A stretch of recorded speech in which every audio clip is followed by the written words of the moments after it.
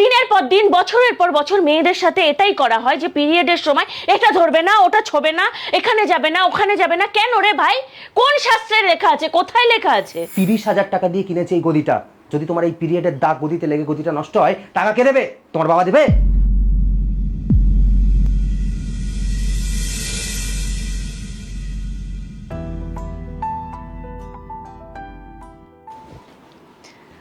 হুমা, তুমি এসে গেছো?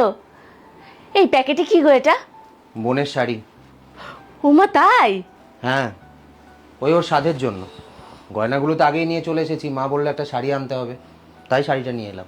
ও, কই দেখি দেখি। হেই, কি করছো? তোমার না পিরিয়ড হয়েছে? হ্যাঁ, কিন্তু তার সাথে শাড়ি দেখার কি সম্পর্ক? বাচ্চাদের মতো কথা বলো না তো। তুমি জানো না যে এটা একটা শুভ কাজের জিনিস? এই সময় তুমি এটাতে হাত দিচ্ছ। কোন যুগে পড়ে আছো তুমি? প্লিজ জ্ঞান দিও না, ভাত দাও, খিদে পেয়েছে। আমি ফ্রেশ হতে যাচ্ছি, খেতে দাও। থাক, তোমাকে দিতে হবে না। এখন তো গিয়ে আবার রান্নাঘরে সব ছুঁয়ে নেড়ে এক করবে। আমি মাকে বলে খেয়ে নিচ্ছি। বিরক্তিকর।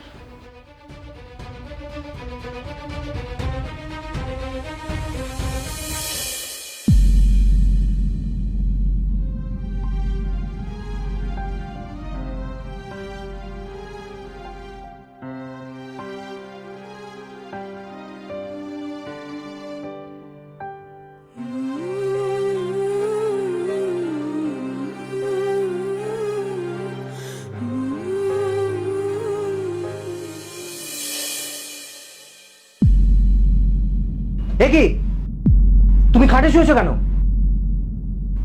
তোমাকে না কতবার বলেছি যে তুমি এই সময় খাটে শোবে না? স্বর্ণ, আমার শরীরটা ভীষণ খারাপ। আমার না পেটে কোমরে প্রচন্ড যন্ত্রণা করছে।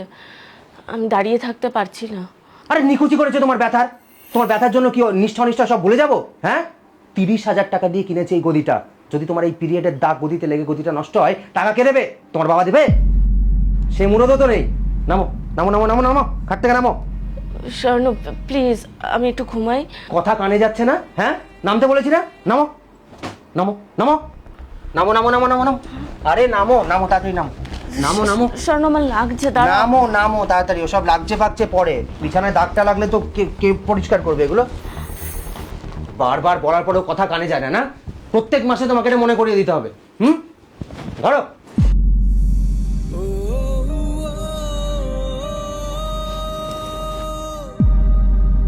চুপচাপ এগুলো নিয়ে হয় মাটিতে শো, নাহলে বাইরে গিয়ে শো। খাটে শো।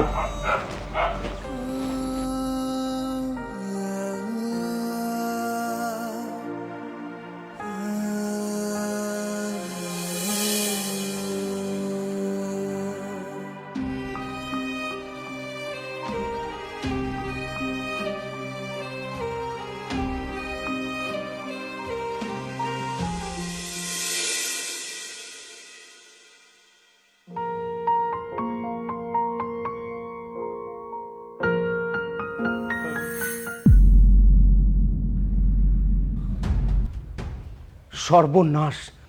এই, কি করছো? চা বানাচ্ছিলাম। মানে তুমি চাইছোটা কি? হ্যাঁ, তুমি চাইছো যে সকাল সকাল এই বাড়িতে একটা অশান্তি বাঁধুক? কেন, কি হয়েছে? এই তোমার এই ন্যাকাচো, তুমি জানো না?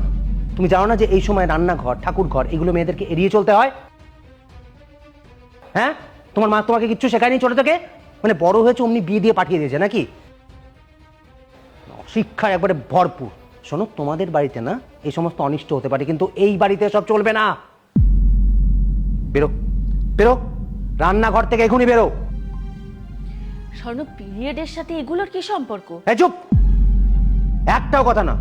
আর একটা কথা বললে না, আমার থেকে খারাপ কিন্তু আর কেউ হবে না। বেরো বেরো বেরো বেরো বেরো, রান্নাঘর থেকে বেরো। আরে কি হলো, বেরো।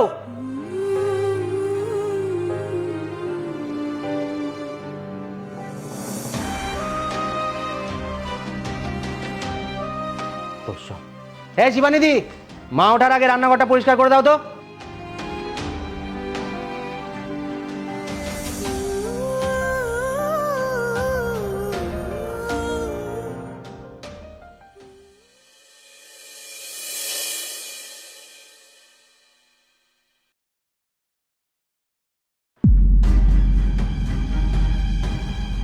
আহা, বাড়িতে যেই দেখেছে কেউ নেই অমনি পিরিয়ড গায়ে খাটে উঠে মহারানী ঘুমোচ্ছে। তোর ঘুম আমি বের করছি তার। এই এই ওঠো ওঠো ওঠো ওঠো, খাটে কি উঠতে বলেছে তোমার? শোনো, তোমার শোনো, পিরিয়ড আমার হয়েছে, শরীরটা ওঠো, ওঠো, ভীষণ ওঠো। খারাপ, আরে শোনো। নিকুচি করেছে তোমার শরীর খারাপ। ওঠো ওঠো ওঠো, আরে নামো নামো খাট থেকে, নামো। শোনো, আমার খাট শরীর থেকে ভীষণ- নামো, খাট থেকে নামো দাদি, নামো নামো খাট থেকে। হ্যাঁ, বাড়িতে কেউ নেই দেখে অমনি খাটে উঠে পড়েছো। হ্যাঁ, অমনি খাটে উঠে পড়েছো। প্রতি মাসে তোমাকে শেখাতে হবে।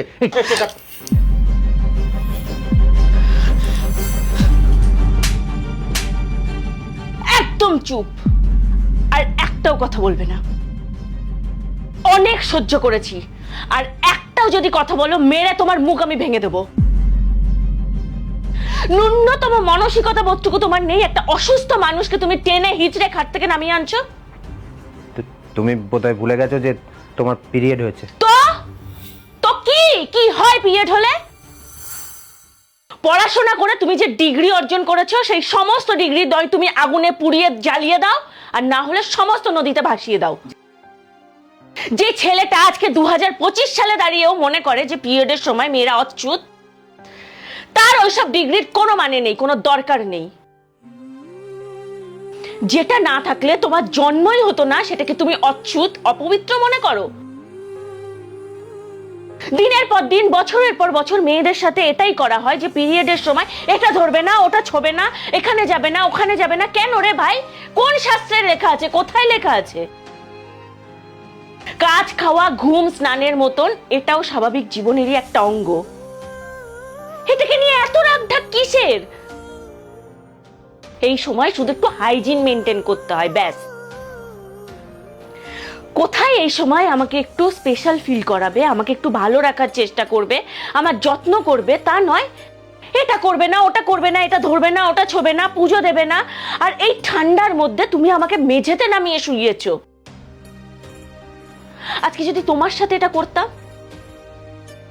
এই সেম জিনিসগুলো যদি আমি তোমার সাথেও করতাম, তোমার কেমন লাগতো স্বর্ণ? পিরিয়ড কোনো গোপন রোগ নয়, এটা স্বাভাবিক। তাই আমি স্বাভাবিকভাবেই আমার জীবন যাপন করব। আমি আমার মতন খাবো, চলবো, ফিরবো, যেখানে খুশি যাব, ইভেন আমি সময় মতন পুজোও দেব। আর এগুলো করতে কেউ যদি আমাকে বাধা দেয়, তাহলে আমি তার বিরুদ্ধে আদালতের জনস্বার্থ মামলা করব। ভুলে যেও না, আমার চুপ থাকা আমার দুর্বলতা নয়, কথাটা মনে থাকে যেন।